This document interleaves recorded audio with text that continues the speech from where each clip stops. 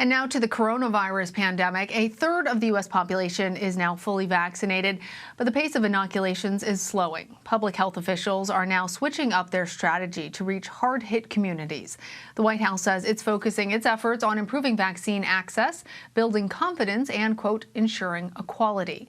Meanwhile, as the FDA prepares to open up vaccines to adolescents, Pfizer is taking a big step towards expanding access to its own shot. Janet Shamlian has the details. Tonight, Pfizer is asking the FDA for full approval of its vaccine for people 16 and older.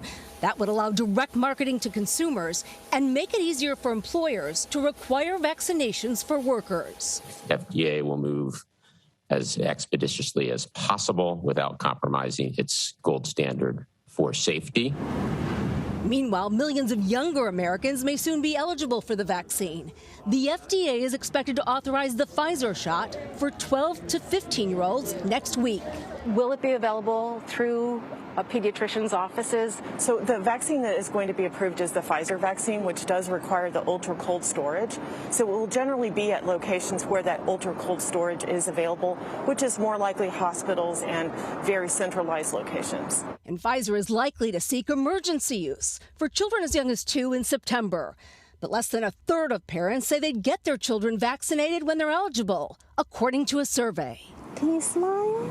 Pediatric organ transplant surgeon Tao Galvan got her 16-month-old son Nathan vaccinated, the first child under 2 to get the Pfizer shot, in a study run by Texas Children's Hospital, where she works. You were concerned about putting him in the trial, but you did so anyway. Why?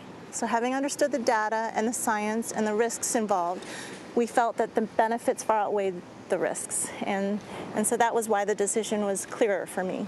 Nathan was given 1/10 of an adult dose.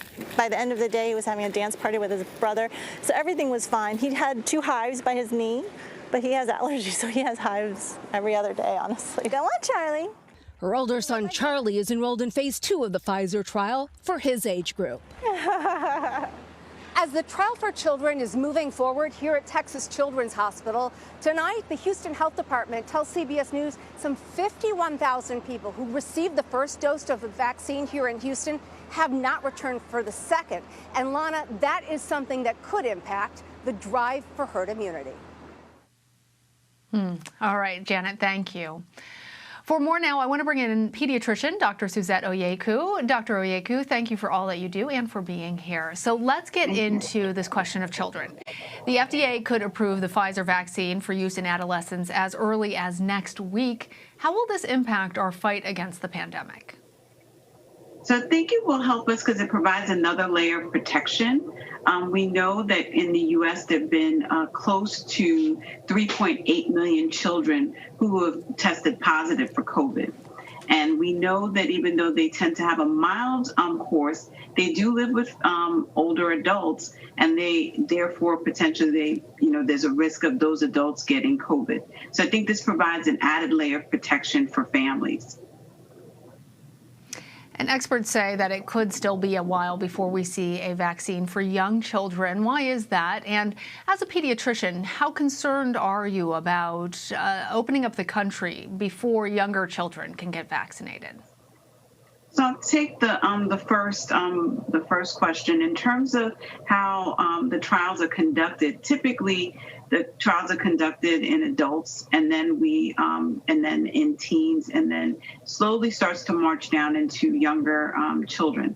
So they're ongoing. Pfizer has a current trial, and Moderna has a trial looking at children as young as 6 months of age, as was in the lead-in piece in terms of young infants. So I think there's promising data that's on the horizon that we'll see in terms of the impact of the vaccine in these younger children.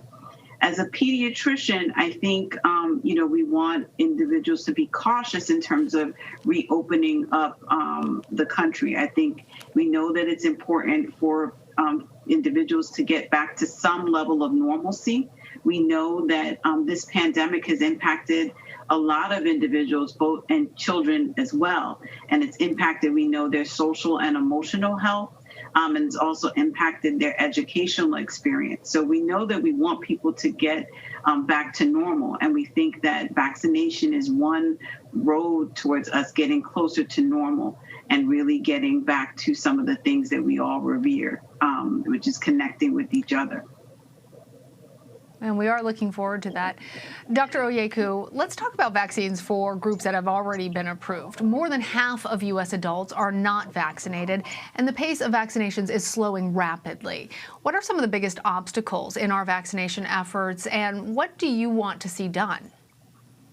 So I think there are a couple of things. I think, individuals are still, deliberating. There's still a population of individuals that are waiting and seeing.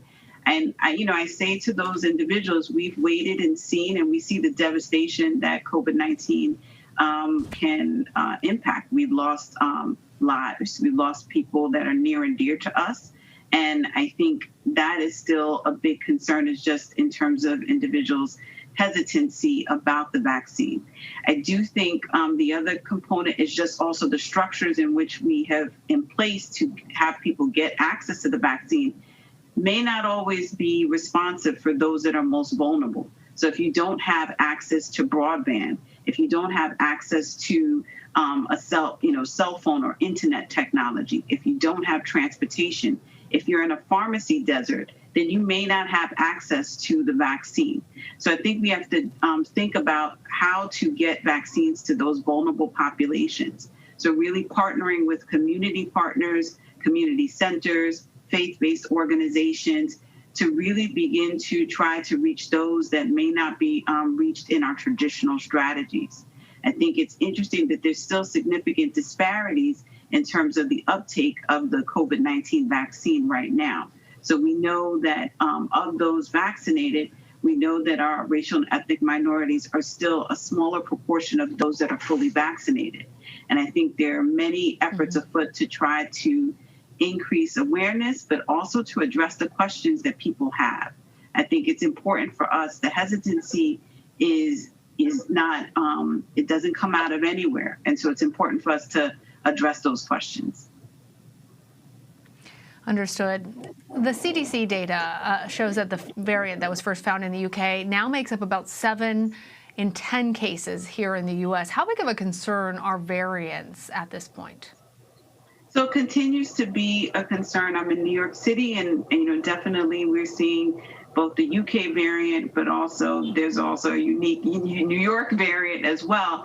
And so I think we know that there's concern about, those variants being more contagious and leading to, rise in cases. So I think it's definitely something that we're all keeping our eyes on and looking at. We know that the vaccines that are currently being used, at least the preliminary trial data shows that they are effective against these new variants. So that is promising in that regard. But I think we, definitely are keeping our eyes in terms of these new variants, given the concern about their, being more contagious and more likely to be spread. Last question for you. India once again set a new record for single-day cases on Friday. It recorded more than 414,000 infections. What kind of help does India need to get their outbreak under control?